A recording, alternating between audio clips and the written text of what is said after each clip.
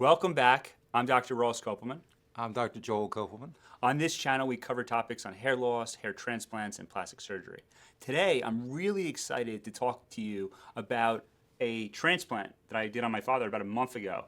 And I want to spend time with you talking about how to recover from a hair transplant. Now, my father's going to give us some of his firsthand experience going through having a transplant.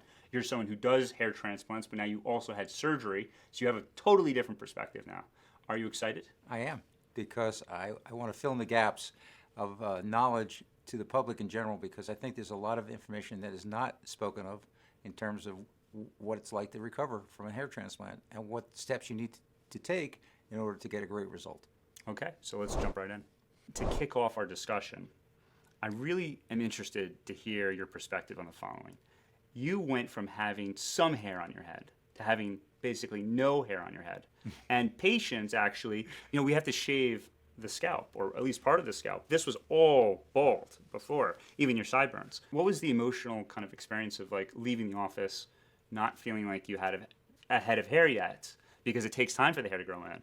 Well, I'm a surgeon, and I'm used to seeing patients immediately following surgery. They don't look their best necessarily, but I didn't hide. I didn't hide in the shadows. In fact, some people thought I'd look better with short hair than I did with my longer bangs. So, I thought it was okay. So what would you advise patients in I- terms of leaving after a transplant to be worried about, they're coming in for new hair growth, Yeah. but they're leaving with less hair essentially. Yeah, but I mean, it's all temporary. It's only a temporary bump in the road, so to speak.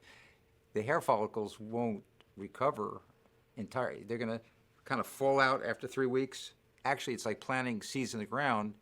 The hair itself won't regenerate for about 6 months to a year.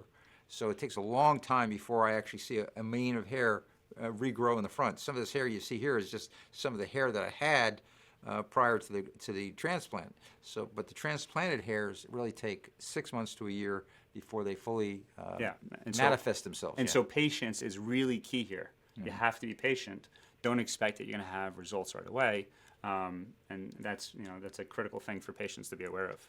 So a common question we get is, are you going to experience any pain after the hair transplant?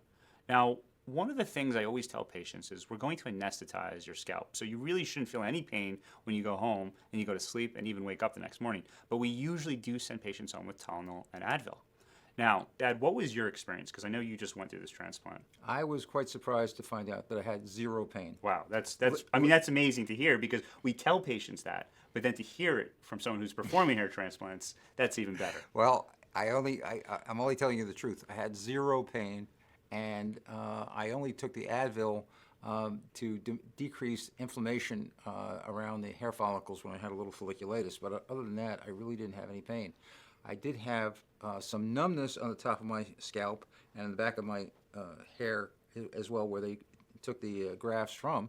But I didn't have any discomfort, which surprised me because of the extent of the procedure. Yeah, and it's a long procedure, and we make a lot of incisions on the scalp, so you would think that you would have pain, but it's great to hear that you really felt like you had no pain Right. after the case. And this was even a couple days after as well. Yeah, and there are patients we've encountered who do have pain, so we don't want to tell anyone that it's impossible to have pain or discomfort. That's true. So in those cases, we just tell them to use extra strength Tylenol every 4 to 6 hours, and maybe Advil as well. But we don't give out any narcotics because we feel it's unnecessary. The degree of pain is not extreme in any shape or form.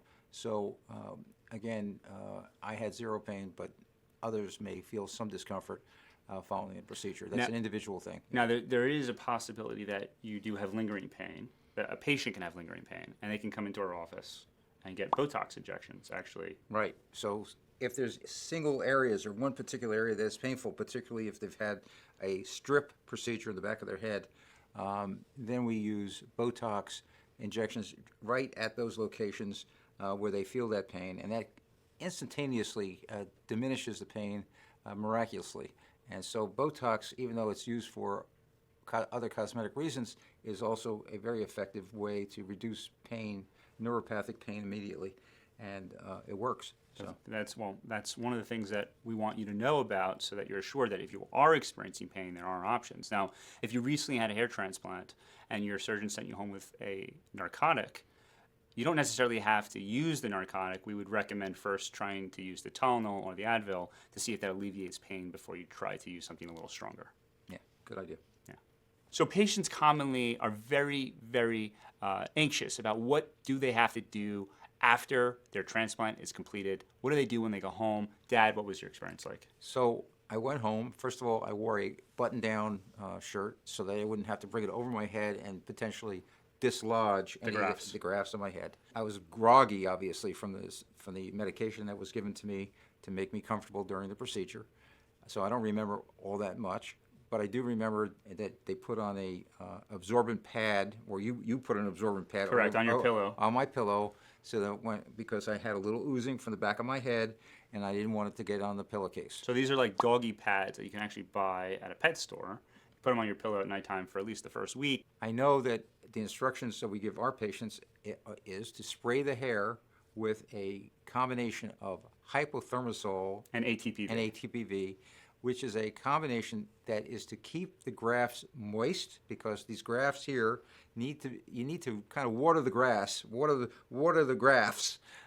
order to keep them alive. And that's true, because the first 24 to 48 hours are really critical to keep them, really moist. You don't want them to dry out.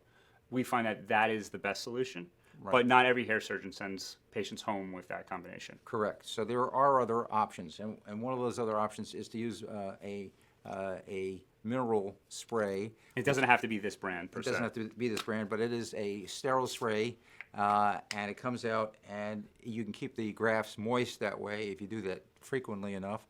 But you did that in addition, actually, to the I did. ATPV hypothermosol. In between the ATP hypothermosol concoction that we spray on the scalp, we also moisten the scalp frequently with the mineral water sprays, which again keeps the grafts moist, and that's really important in the first few days following the Okay, so transplant. even after you finish the ATPV hypothermosol spray, you continue to spray your scalp for the next couple of days, Correct. just to keep the grafts moist. And you can find this mineral water really anywhere, Amazon, on the internet, any pharmacy. Right, exactly. So what patients really want to know, Dad, is what do they do in terms of washing their hair? Okay, so the next morning I washed my hair. I used a little bit of antibacterial soap, and you can get different brands. We have this brand which is fine. It's Nourish antibacterial soap, shampoo, and I use a little bit on my palm, and then I wet my hair gently with lukewarm water, and just suds up the area slowly in circular motions. I didn't have a lot of strong streams of water hitting my head, and I didn't use really hot water either. I just used lukewarm water, and just kind of massaged the area with the soap in there and thoroughly washed it out. Now you can just put it in a basin of warm water and then mix in the shampoo and then kind of like, drip it over your head. It's a little messy, obviously, and then massage it in and then rinse it off again with a basin of water. Okay, so how many days did you do this in terms of being So- very gentle in terms of washing? Yeah, I would say the first 2 or 3 days I was very gentle washing my hair. After that, I found that I had a hand spray, and again, with a gentle stream of water, not super powered water, I then was a little more vigorous in terms of using soap and front and back, and kind of massaging it, and massaging my scalp too, I found to be helpful. And it loosens up some of the crust, because there's crusts that form on your scalp where you had the implant. So it is very important, I feel, to wash your hair on a daily basis with antibacterial soap, and I think that helps to resolve. And how did you some manage some of inflammation. these scabs?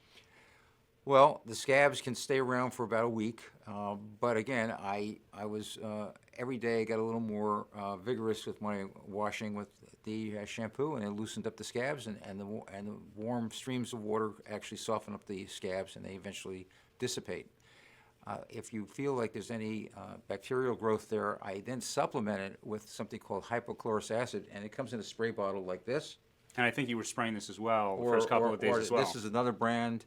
You just simply spray it on your scalp after you've washed your hair. And what it does, it's an antiseptic, it's non-irritating, and it can be used to kill all the bacteria on the scalp, as well as kind of loosen up some of the scabs. Dad, you had white bumps on your scalp. Could you talk about how you manage those bumps? Well, first of all, I had developed like what I call dry scales on my scalp. Before I had a transplant, I actually had either psoriasis or eczema, and I had a lot of these scales that actually formed after the procedure. I found that using topical steroid spray, betamethasone spray, was helpful in reducing these. And that's a prescription. Right, that's a prescription. But of course, I needed to wash my hair again vigorously to get rid of some of these scaling areas. So this is something that if you are experiencing any inflammation like this at home, that you should talk to your hair surgeon so that they're aware that you might be experiencing this. Right. It may not happen in every single patient, but some people have pre-existing conditions that may get a little exacerbated by the procedure. So in my case, that's what happened. I addressed it by, again, using the antibacterial soap, shampoo, and then following that, I dry my hair and I apply a spray of betamethasone, which is an anti-inflammatory medication. And it looks like it's been helping. Yes, it helps tremendously. That's how I dealt with it. So, Dad, did you feel any limitations after the transplant? Like, I know that you usually like to take long baths. Oh, okay.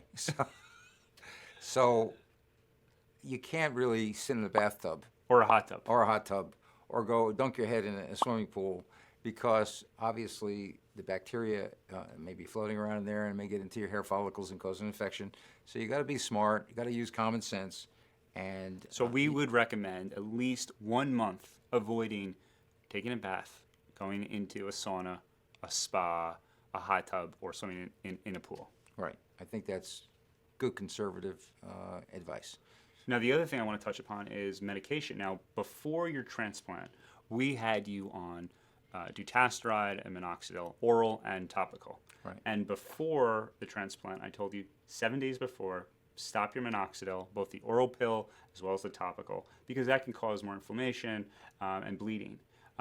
So after your transplant, we recommend waiting about a week to resume the oral minoxidil if you're taking minoxidil.